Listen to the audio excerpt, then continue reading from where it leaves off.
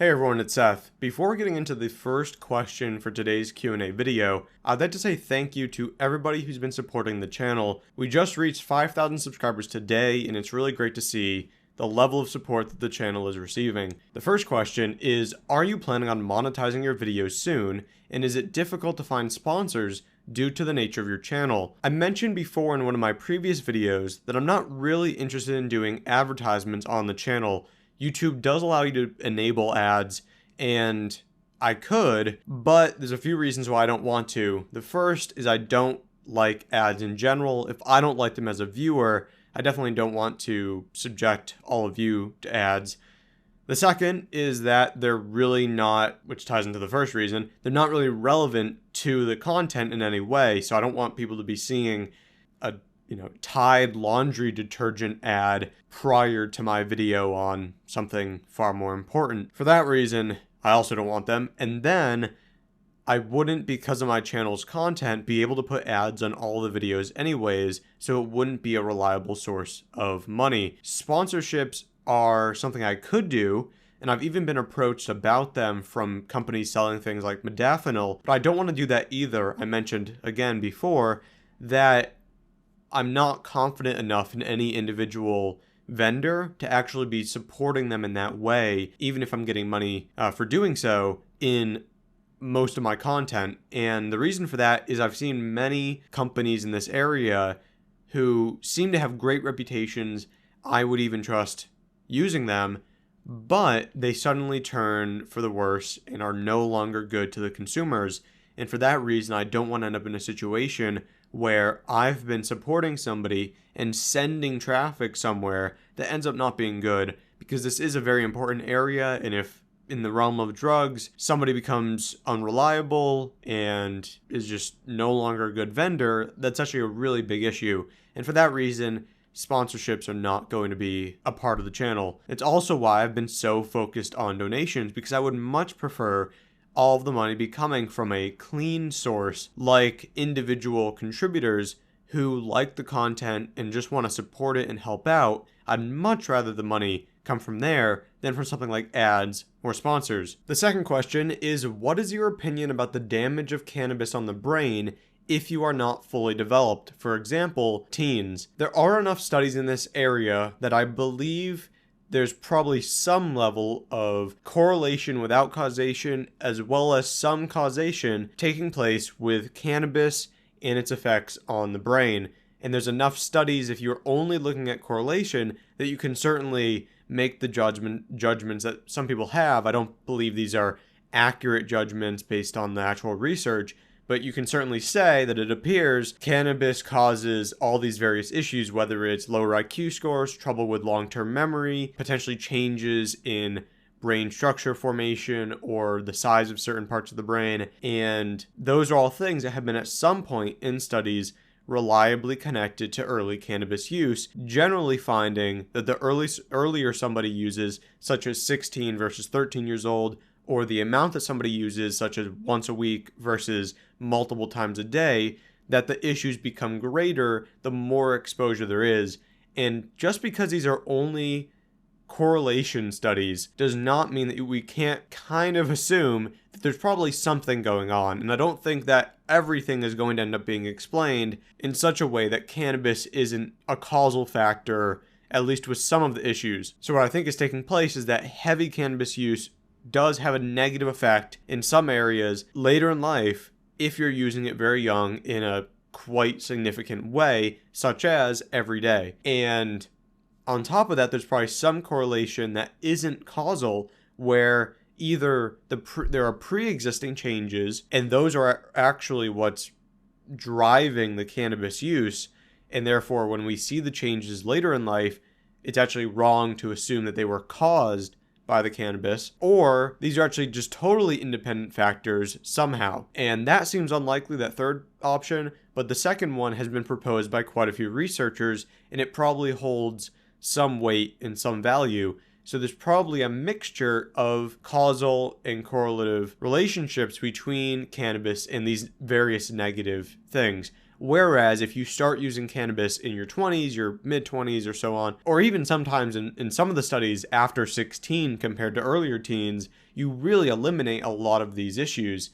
And for that reason, I think it makes sense to delay your use as much as possible. And when you do decide to start using, minimize it. Just because you're using cannabis doesn't mean you have to use it every single day. There's a big difference, and I think it makes a lot of sense to believe that there will be a difference in the actual effects of cannabis on the brain between something like multiple times a day usage versus using it on Saturdays or using it every few weeks at a party or something like that. There's a huge difference, and preferably you wouldn't use it prior to, say, 16 years old, and then after 16 you would use it in a minor to moderate way, not daily or near daily use. If that doesn't happen, the best I can recommend is to just err on the side of caution by using as little as possible, because you're certainly going to not have a negative effect from doing that. But honestly, that opinion applies, while it does apply to cannabis, for me it also applies to other drugs. Pretty much every drug, I'd say,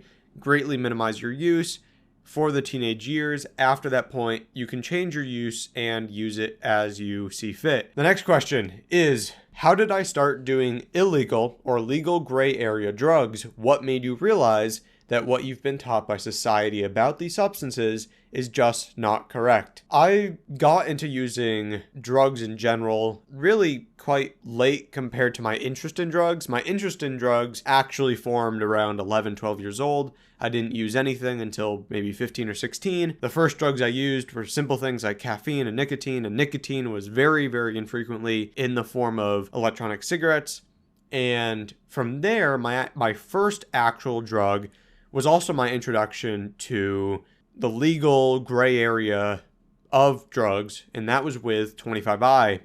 And from there, since then, I've used some legal drugs and then some illegal drugs and then some drugs that fall in between. I'm just interested in drugs in general, so I'm interested in both sides. I've tended right now to use more either legal or gray area substances than illegal drugs. However, I don't have a reason why I wouldn't use illegal substances, and I plan on using more at some point. Just for right now, I kind of haven't. In terms of the second part of that question, with my views on drugs and how they've been shaped by society and how did I realize that what society tends to say is not true? Well, for me, like I already said, I got my interest in drugs when I was maybe 11 or 12 years old, and I've always been interested in a way that has resulted in me really not buying into the propaganda that exists about drugs. And for that reason, I've never really had an opinion that had to be changed. I've definitely gotten rid of a lot of my silly opinions about drugs, but I've never actually been clearly anti-drug or pro-prohibition.